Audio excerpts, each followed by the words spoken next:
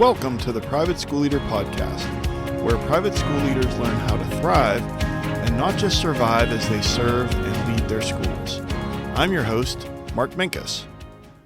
I wanted to start today's episode by telling you about one of the strangest things to happen to me during my career. During the first 21 years of my career, I was the head of school at a Christian school, K-12 Christian school.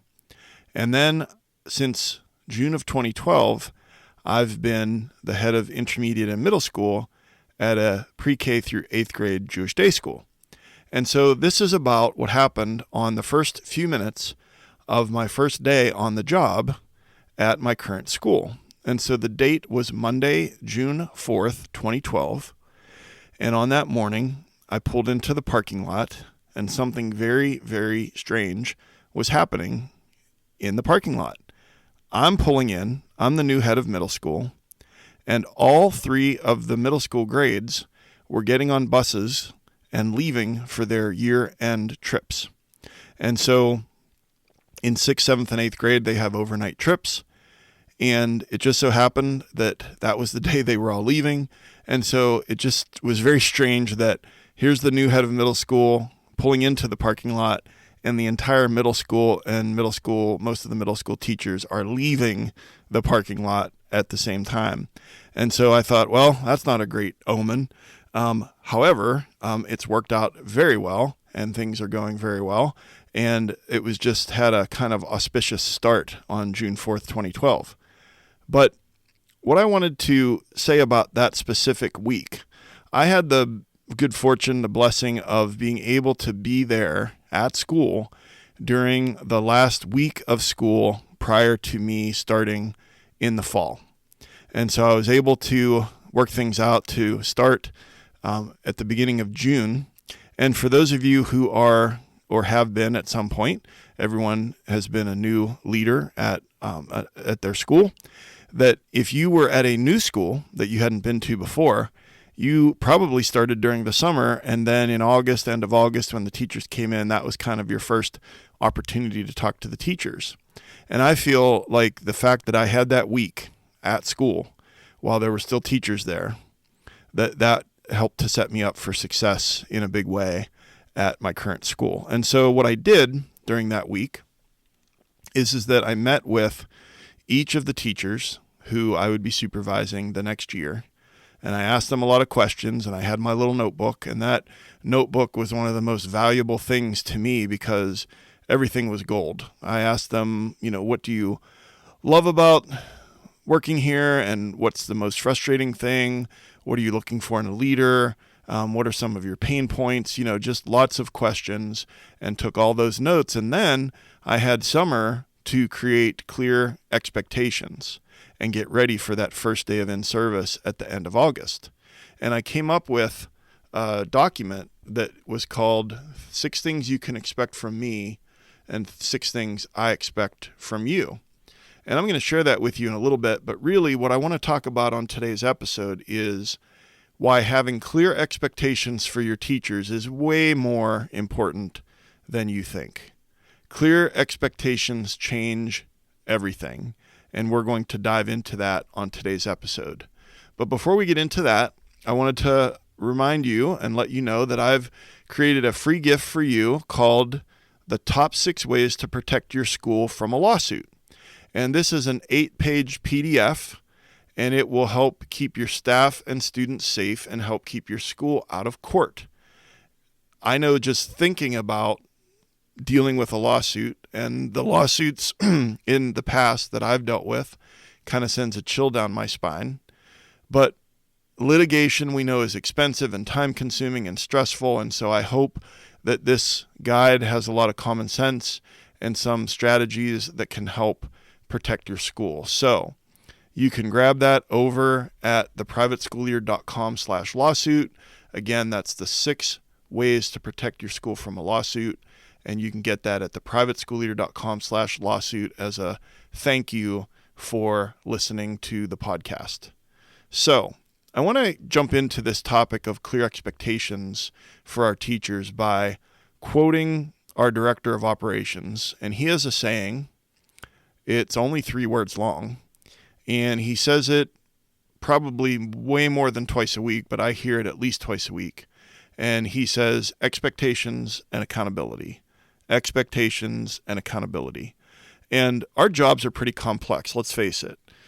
The parents, the staff, the budget, enrollment, recruitment, retention, transportation, sports, the spring musical, dress code, the handbooks, HR stuff, you name it, the list goes on and on and on, that our jobs are very complex.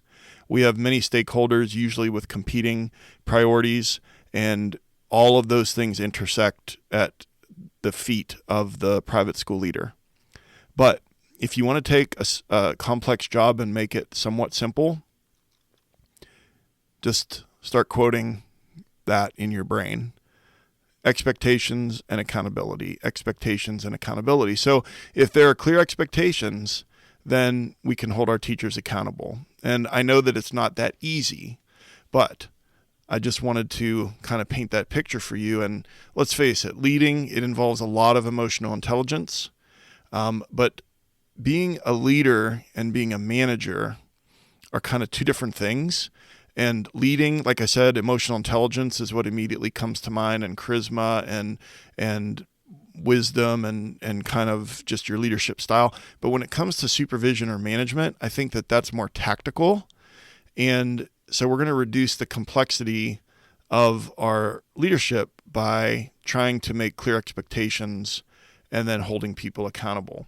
And so I wanted to just even make that point hopefully a little more clear by saying that in 2015, Gallup did a survey, and that survey revealed that 50% of workers did not know what was required of them in their place of employment. Now, I about fell off my chair when I saw that, but I guess the more I think about it, it makes sense. 50% of workers said that they did not know what was required of them in their place of employment. Now, I'm sure they know some of the things, but when it comes to clear expectations, that means that half of all employees are arriving to work each day and sort of just hoping they're doing the right thing, crossing their fingers, working, and then hoping they don't get dinged by their manager on, well, you shouldn't have done that. And then it's like, well, how was I supposed to know that? And, you've heard those kinds of conversations before. And so we're going to fix that at our schools. And I just challenge you to think about, if it's 50-50 with your teachers and staff, which 50% do they fall into? Do they fall into the 50% of workers who know exactly what they're supposed to do, clear expectations, or is it a lot more gray than that? Is it that they're kind of sure but not really sure? Or let's take this. I know what you're thinking. You're like, well, of course, they're going to come in. They have their schedule. They're going to teach their classes. They're going to do this. They're going to do that. Of course, they know what to do. But what about communication expectations, or about super specific as far as arrival and departure time and other policies, and about staff dress code, and just a lot of things that just are adjacent to the actual teaching in the classroom? And then take it a step further in the classroom. Well, what about differentiation? What about classroom management? What is the expectation? Well, is it just all assumed? Because assumed expectations are unclear expectations. So we're going to inject this conversation with lots and lots of clarity. But I want to just take a couple of minutes and talk about two things before we get into the example that I gave earlier about what I did with my staff in August of 2012. And I want to talk for a few minutes about, number one, why are clear expectations so important? And number two, how to effectively communicate clear expectations. So, why are clear expectations so important? Well, I think that, again, it's a no-brainer, but I'll say it anyways. It reduces confusion and miscommunication. So clarity gets everyone on the same page. A lack of clarity causes people to assume things about their job, assume things about what you want from them, but clear expectations reduces confusion and miscommunication. Okay, number two, it increases employee engagement. a truly engaged employee feels confident about their role in the company, and they know what is expected of them at every step of a project or task. So that was a quote from a blog on Business News Daily. I'll read it again. A truly engaged employee feels confident about their role in the company, and they know what is expected of them at every step of a project or task. And again, I just caution all of us against using generalized language like, of course my teachers know what to do. They do know what to do in a lot of areas, but we're talking about making sure that they know what to do with all of the expectations that you have for them. All right, so why are clear expectations so important? Number one, reduces confusion and miscommunication. Number two, increases employee engagement. And number three, increases productivity. So I know that productivity is hard to measure in a independent school because they taught their lessons. They did a great job with differentiation. Your teachers were providing social and emotional support for that child that's parents are going through a divorce, and they're rocking it. But that's kind of hard to measure. Whereas in other businesses, it's sales or it's market share or it's units manufactured. And so it does increase productivity, but I will admit that that's a little bit hard to measure in our schools. Number four is improved morale. We're always looking for ways to improve morale. And I think that we undersell how clear expectations are so important in improving morale because it reduces that frustration. And then number five is more autonomy. If your teachers know what they're supposed to do, then you can just kind of let them go and do it. And that goes along with number six, which is less micromanagement from you. So if your teachers have clear expectations and autonomy and they know what to do and what's expected of them, then there's less need to micromanage them from the leader. And number seven, happier teachers. The research shows that people at work that have clear expectations and know what they're supposed to do are happier at work. And also for you, clarity allows you to hold your teachers accountable. And that's a frustration in our schools when it comes to, well, this teacher maybe needs to be on a performance improvement plan, or they're a marginal teacher and I want to improve their teaching, their classroom management, whatever the case might be. Well, it's harder to do that and harder to hold them accountable. And if your school has contracts, it's harder to counsel somebody out or to do the things that you need to do to have your paper trail if that teacher is no longer able to fulfill their job responsibilities. How are you going to do that if the job responsibilities and the expectations are unclear? So clarity allows you to hold your teachers accountable. And then how are we going to teach these or communicate these effectively to our teachers? Well, I'm a big believer that we need to provide examples of why expectations are important. So again, I pulled this from a blog post on Business News Daily, and it talks about how if we offer concrete examples as to why you've set certain expectations and explain to your team how these expectations connect to the big picture goals of the company, that it'll increase the motivation to follow the expectations. So again, the why behind it. So for example, let's say that there's an expectation about punctuality. Of course, we want our teachers to be on time for school and we want them to be on time for their duties, for example. Well, we could just say you need to be on time, or we could explain that being on time for work ensures that everything runs smoothly, that kids are safe, and that we're practicing collegial courtesy. So you see the difference there? So another would be dress code. We could just tell them, well, you have to follow the staff dress code. It's in the employee handbook. Or we could explain that adhering to the dress code casts our school in a professional light for the parents and other stakeholders. And then finally, it could be that maybe one of your expectations is to display a positive attitude. And you could just say that you need to have a positive attitude. Or you could say that displaying a positive attitude at school helps you deal with stress and will keep morale up, and just kind of explain the benefits of a positive attitude for the culture in your division or in your school. So we've talked about about the reason why clear expectations are so important. We've talked about also how to communicate those expectations by explaining why they are important. And so now what I want to do is give you an example of some clear communications and also of how to communicate them. And so this takes us back again to August of 2012. And so I painted that picture for you before. I had that week when I pulled into the parking lot on my first day of work at my current school, and as the new head of middle school, I'm pulling in and all the middle school kids are leaving, but we got past that, and I had that amazing opportunity to talk to the teachers during that week. And then we get to August of 2012. It's the first in-service at a new school, my first time with the staff, and I handed them a piece of paper. And then we talked about it. And on that piece of paper, it said what you can expect from me and what I can expect from you, or what I expect from you. And so just to give an example, and I'm not saying that you need to do this. I'll paste these into the show notes. I'm not saying that you need to do this. I'm just giving this as an example of how to communicate clear expectations. And so I'll just go through this briefly. It says what you can expect from me. And again, I came up with these based on what the teachers communicated as far as frustration or pain points for them, and things that I felt were strengths of mine that I could deliver on. And then also what I expect from you.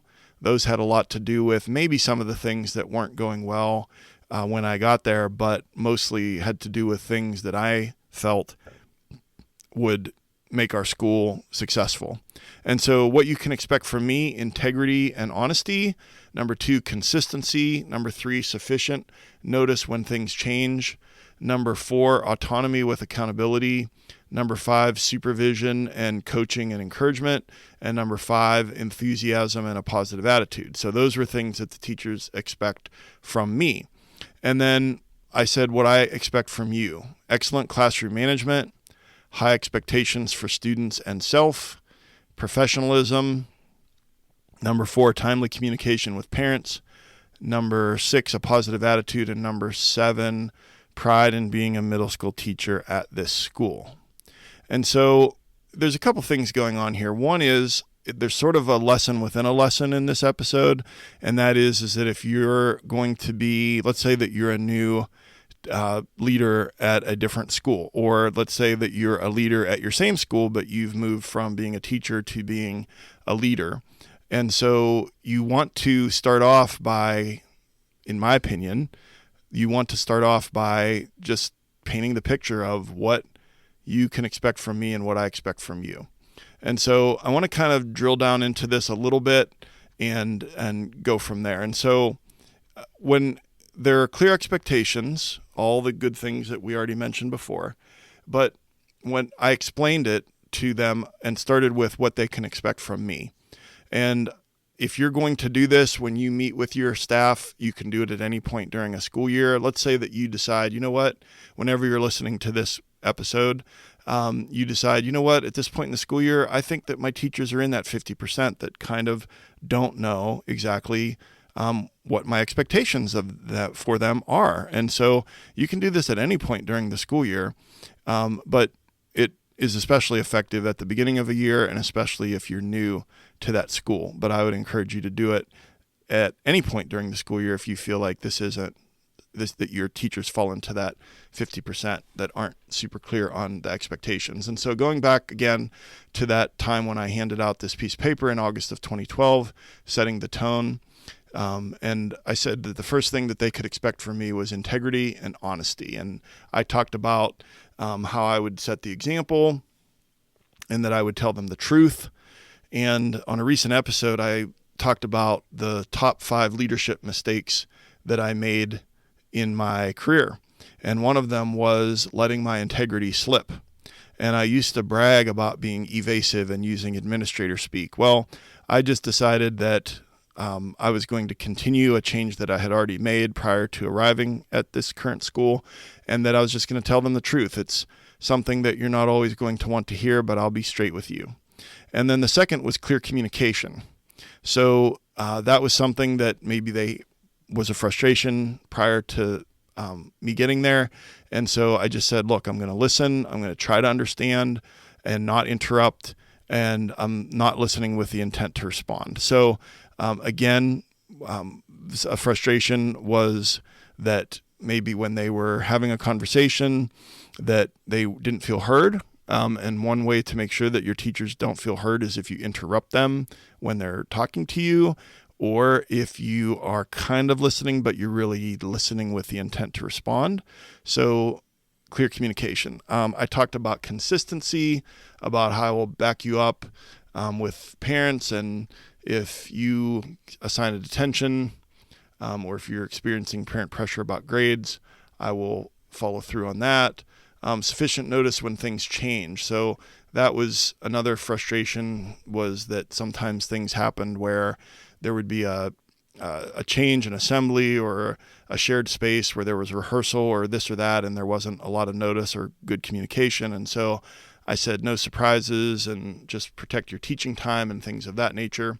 And then the last two that I talked about were just having autonomy with accountability. And that was huge. And I think that can be huge for your teachers as well. And I want to talk about this for just a moment. And this is more of a sidebar about taking a sidebar from talking about clear expectations. And I want to talk about micromanaging for a second. So autonomy with accountability means we're giving clear expectations to our teachers, and then we're not micromanaging them, but we're holding them accountable for fulfilling those expectations. So there is a lot of research to show that many employees feel like they're being micromanaged by their supervisor. And I want to explain why this happens a lot of the time. So let's say it's a pediatric nurse that has many years as a pediatric nurse on that ward. And then that nurse is promoted to supervise the pediatric ward, but has never been trained in leadership. That person maybe is not really high in emotional intelligence. They're probably good at working with people. As a nurse, they're interacting with parents and of the babies in the pediatric ward, but not trained in leading people. And so what they're most comfortable doing is pediatric care. And what often will happen is then that new pediatric ward supervisor nurse that was a pediatric nurse now micromanages the nurses and how they're caring for the babies and changing the diapers and all of the little things about care and forms and things like that, but not really leading. And so the point is that people who are promoted because they stuck around long enough but then they weren't really trained in any kind of leadership training, then they tend to revert to what's comfortable, and what's comfortable is the thing that they used to do.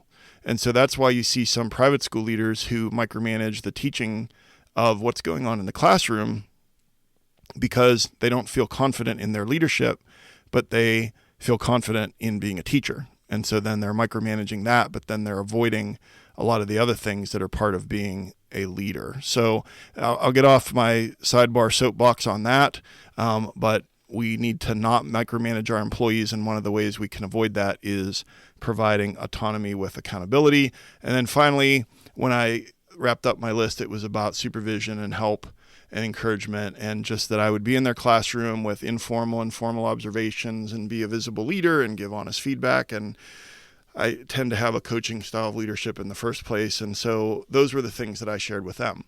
But much more importantly, and to kind of then zoom back in on communicating clear expectations to our teachers, are the things that then I said that I expected from them. So I said, I expect you to have excellent classroom management. Now, I could have just left it at that. 3 words, excellent classroom management, and then let each teacher decide what does that mean for them. Well, what it means to me is that we're going to rehearse procedures until they become routines. We're going to have a do now on the board when kids walk into the room. We're going to be consistent. We're going to have a predictable mood. We're going to prioritize the emotional safety of our students. So I broke it down. What does excellent classroom management mean? What does it look like? And I'm coming up very soon. I'm doing a 2-part episode on how to improve classroom management school-wide. Part 1 is going to be about procedures and routines, and Harry K. Wong in a book called The First Days of School, and just the thing that I've seen over my career be most effective with school-wide classroom management. And then part 2 is going to be about PBIS, Positive Behavior Intervention System, and that'll be coming soon. So just wanted to give you a little sneak peek on that. All right, so excellent classroom management. And then I said high expectations for students and self. And so I'm a big believer that setting high expectations and then helping kids reach them, and that we need to have high expectations for ourselves as well. And so I just kind of broke that down as far as what that means, because I think if we aim low, then kids are going to aim low. And so I don't think I'm telling you something that you don't already believe, that you probably have very high expectations for yourself and for your students. You just need to communicate that to your teachers and make sure that they know what that means to you so that they can do that with their kids. Just a couple more and we'll wrap it up. I had professionalism on that list, so I could have just said professionalism. And you could just say that to your teachers too, but do they really know what that means? So I elaborated and said things like performing your work responsibilities with excellence, displaying integrity and respect, actually reading the family handbook and the employee handbook, and then following everything in the handbook is part of professionalism. Being where you're supposed to be on time with a good attitude is being a professional. The way that you dress, the way that you communicate verbally and in written communication in email is being a professional. And so just to break it down so that specifically your teachers know exactly what you're talking about. Another thing, again, these are just examples that I'm pulling from something that I did, so that hopefully it will get you thinking about what your teachers know, what they don't know about what you want from them. A big one for me was timely communication with parents. So, I explained what that looked like: clear and consistent, timely, meaning like don't let it fester for a week and then get back to the parent. Within 24 hours is the rule, I'm sure, at most of our schools. Proactive communication, a little bit of surprise and delight thrown in there. And so episodes 2 and 10 of this podcast delve deep into parent communication and strategies and a lot of different things that hopefully would be useful and helpful to you.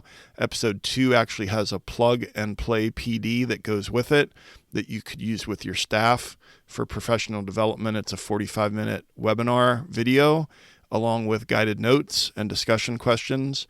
So episodes 2 and 10, and I'll link all that in the show notes at theprivateschoolleader.com/episode 25.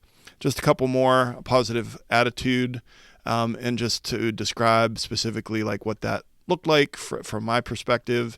I talked a lot about a mindset shift as opposed to have to talk about get to, and about the way that we interact with the kids, and then pride in being a middle school teacher at this school. And so I wanted to rebuild a positive culture, big on school spirit, setting the example for that optimism and being enthusiastic. And also I am the kind of person that sets the example when it comes to school spirit. So if we have a spirit day or a themed day, then I'm going all out on that so that the teachers and the kids see that that they can do that. And Nelson Mandela has a quote that says, when you let your light shine, you unconsciously give permission for others to let their light shine as well. So we want to set the example in all of these expectations, because if we're making them clear to our teachers of what we want them to do, then we certainly need to be doing that ourselves. So just to hit the big takeaways, clear expectations are very, very important. Well, why? Well, because according to Gallup, 50% of employees don't clearly know what their job responsibilities are. And we can continue to assume that our teachers know exactly what they're doing at all times, or we can take an honest assessment about whether or not our teachers are very clear on the expectations that we have for them. And here's the thing, and this is going to be a little uncomfortable. The best way to find that out is to ask them. So it might not be that you send a survey out to everybody, but maybe a couple of your veteran trusted teachers, and you talk to them about that. And it also could be that your veteran teachers know what's expected of them because they've been there for a while. But what about your new teachers and your induction and your new teacher orientation? And how well do we do with communicating clear expectations to them? So we want to develop clear expectations for ourselves and for our team. We want to communicate them clearly and then explain why these are important. And so I like to have a call to action in every episode. And your call to action today is to honestly assess whether or not your teachers have very clear expectations, and to ask yourself, which 50% do my teachers fall into? And if they fall into the 50% that are kind of sure but not totally sure, then we're going to do something about it. So let's wrap it up. I hope you got value from this episode. This podcast exists to help you thrive and not just survive as you serve and lead the students and teachers at your school. Don't forget about the free resource called The Top 6 Ways to Protect Your School from a Lawsuit. And you can get that over at theprivateschoolleader.com/lawsuit. I hope that you'll subscribe so that you don't miss an episode. And a reminder to get today's show notes at theprivateschoolleader.com/episode 25. And a new episode comes out every week. And I'm on Instagram at The Private School Leader, on Twitter at The PS Leader. And I ask you this every week, but I'd love for you to share this podcast with another leader at your school, or perhaps an aspiring leader at your school. And I've been your host, Mark Minkus, and I just so much appreciate everyone that's been listening to the podcast and the feedback that I get, and that I'm just so thankful that you took some time today to listen. And so I will see you next time here on the Private School Leader Podcast. And until then, always remember to serve first, lead second, and make a difference.